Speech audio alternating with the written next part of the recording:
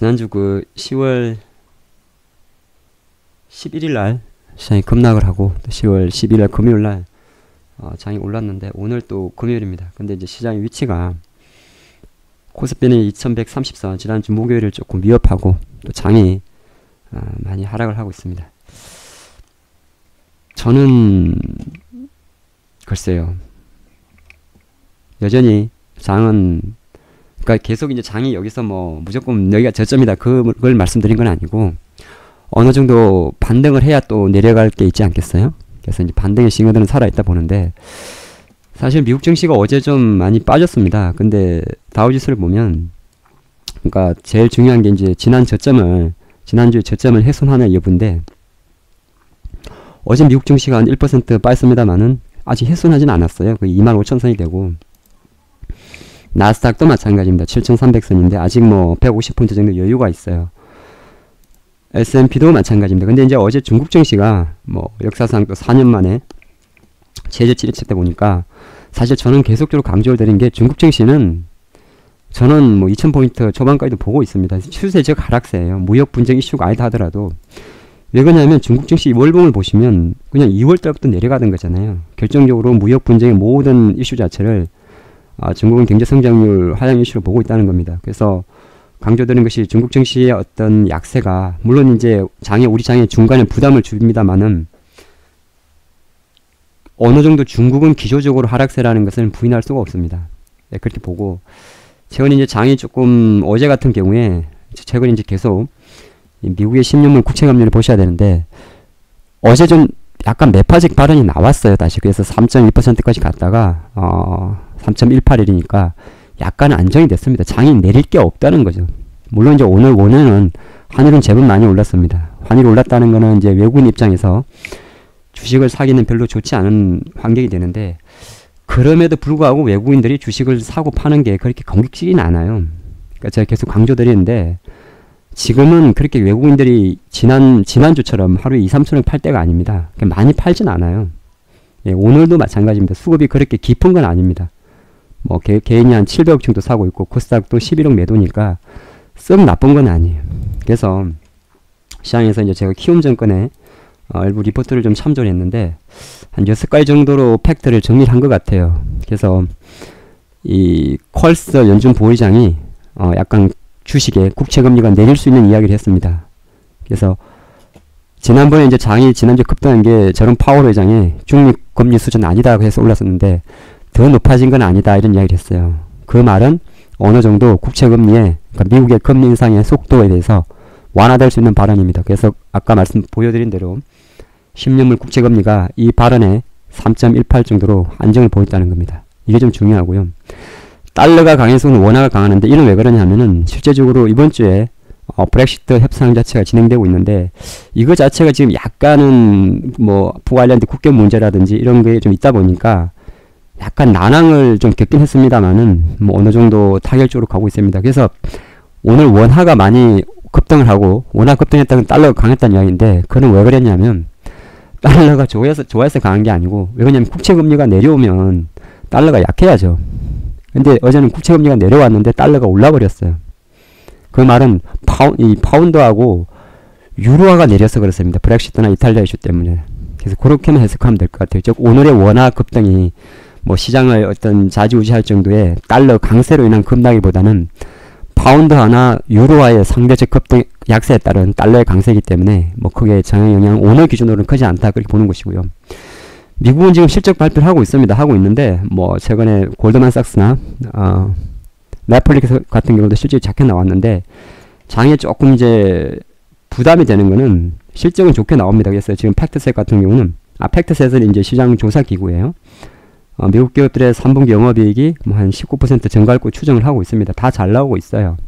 다 잘 나오고 있는데 문제는 똑같아요. 실적이 좋게 나와도 앞으로 그러니까 지금 달러도 강하고 무역 분쟁 이슈가 계속 제기되면 뭐 원가 올라가지 않겠느냐, 그런 것이 실적이 좋게 나옴에도 조금 묻히지만은 중요한 팩트는 실적은 잘 나온다는 겁니다. 그러니까 우리가 같은 그런 말을 해요. 실적은 잘 나오는데 주가 내리지 않습니까? 물론 내리죠. 그런데 시장에 여파가 있으니까. 그럼에도 불구하고 비록 그게 단기적으로 그 기업의 주가에 뭐 쭉 우리 뭐라고 할까요? 개별주도 마찬가지. 어쨌든 기업은 실적이 잘 나온다는 가장 기본적인 요건을 가져가는 거고, 그리고 주가의 상승과 하락은 결국에는 시장 전체적인 방향성과 힘, 그리고 그 종목에 대한 수급의 쏠림에 달려있죠. 지금은 실적이 좋아도 수급이 안 쏠리기 때문에 안 갈 뿐인데, 안 좋게 나오는 것보단 좋잖아요. 네, 그렇게 보시면 될 것 같고요. 그래서 아까 키움증권은 이탈리아에 대해서 이제 지금 이탈리아 그 재정적자 분위를 EU에다가 예산안을 제출해야 돼요. 그래서 이 문제 자체가 조금 불확실성을 갖고 있습니다. 근데 저는 뭐 이태리 애들 하루 이틀도 아니잖아요. 제가 구체적으로 길게 이거를 예측을 해서 앞으로 어떻게 될 것이라고 예상하는 거는 조금 무리가 있는 것 같습니다. 다시 제출하라고 했어요. 예, 그래갖고 약간 요 잡음이 있고, 중국은 오늘 지금 제가 영상을 10시 정도에 제작을 하고 있는데 11시 정도에 3분기 GDP라든지 뭐 고정자산 투자, 산업생산 대부분의 지표가 발표됩니다. 지표가 발표돼서 오늘 중국이 조금 변곡성이 나올 수 있긴 있습니다만은, 아까 제가 그런 생각을 했어요. 자, 그러면 중국의 지표가 좋게 나왔다 칩시다. 그럼 중국이 반등하겠죠. 그럼 우리 장이 급등할까요? 그건 아닙니다. 그러니까 지금 중국 증시는 실제적으로 어제 내려갔던 것은 무역 분쟁 이슈도 좀 있고, 또 실제적으로 중국 정시에 대해서 정시 뭐 주식 담보 대출 이런 것을 규제 강화하는 이런 게 있다 보니까 하락을 했기 때문에, 제가 판단할 때 오늘 중국 지표가 물론 좋게 나오면 좀 좋습니다. 중국 증시에 반등 요인이 나오니까. 나쁘게 나온다 해도 제가 볼 때는 이걸 가지고, 물론 이제 중국 지표가 나쁘게 나오면 나빠요. 왜? 경제 성장률이 꺾이는 거니까. 뭐 그래서 우리나라 같은 경우는 뭐 중국 지표 나쁘게 나왔을 때 좀 데미지를 입는 게 화학주라든지 중국 소비주 이런 게 좀 있는데, 뭐 그건 이제 지수 영향을 좌지우지하는 정도의 섹터는 아니잖아요. 섹터별로 보면 되는데, 그래서 오늘 중국 지표는 글쎄요.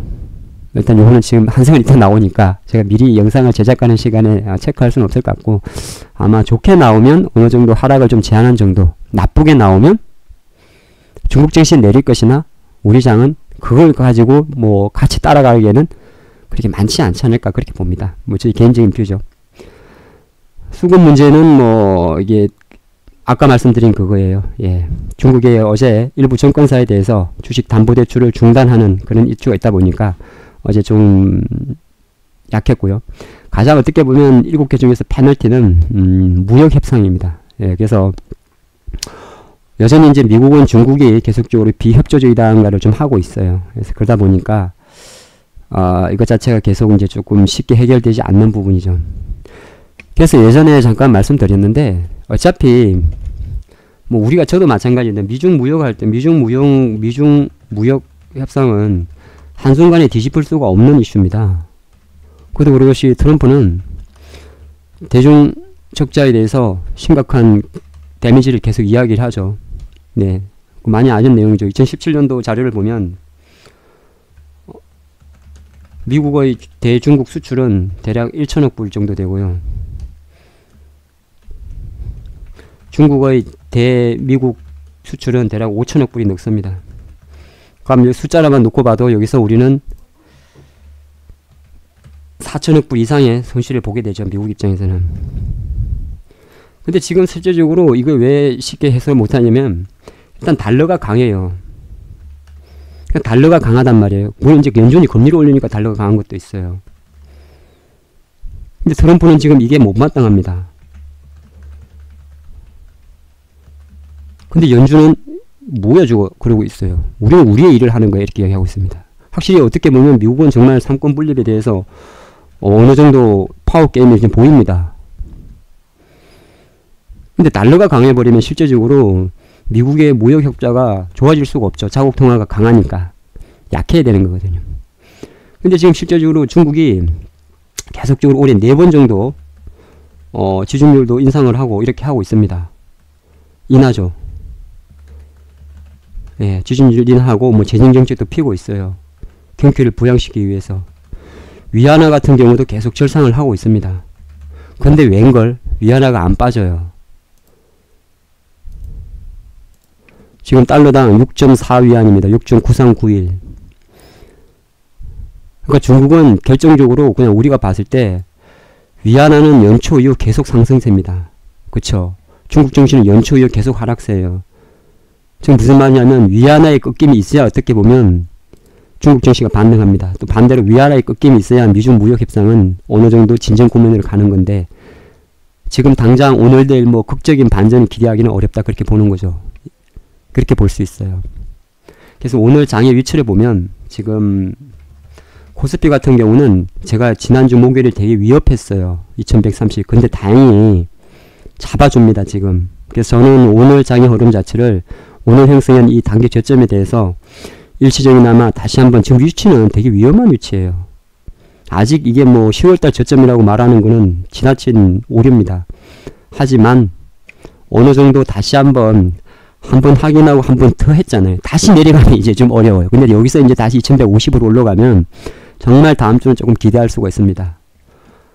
다행스러운 거는 코스닥은 건드리질 않았어요.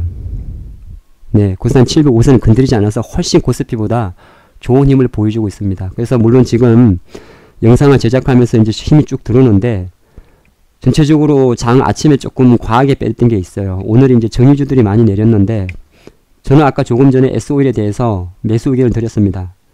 123,000원에. 물론 유가가 좀 내려가지고 빠졌습니다만은 주식에 많은 것 중에 잘 가던 추세 속에서 한 번에 첫 번째 60일에서 이동은 웬만한 매수 신호입니다. 코스닥도 오늘 실제적으로 보면 물론 이제 코스닥이 뭐 그렇게 세진 않지만은 그러니까 빨갛게 들어오는 게 많아요. 그래서 이게 제가 뭐 구체적으로 시향을 찍으면서 영상을 뭐 종목에 대한 이야기를 하지 않겠습니다만은 우리 장의 지금 위치는 충분히 반전을 논할 수 있습니다. 그래서 어느 정도 이제 지수가 빠졌기 때문에 지금부터 내려가는 지수의 하락 같은 경우는 종목이 이렇게 많이 빠지긴 합니다만은 중간중간에 짧은 반등은 쉽게 나올 수가 있어요. 그래서 지금은 모든 게 똑같은 생각을 합니다. 이미 우리 포트는 여러분들도 마찬가지예요. 물려 있어요. 돈은 없고 신용 치셨던 분들은 반대면에 터지고 있습니다. 그쵸? 뭐가 먼저 가고 뭐가 늦게 갈지는 아무도 몰라요. 물론 어느 정도 예상을 합니다. 뭐 아무래도 2차 전지는 강할 거고, 예, 뭐 종목도 다 있겠죠.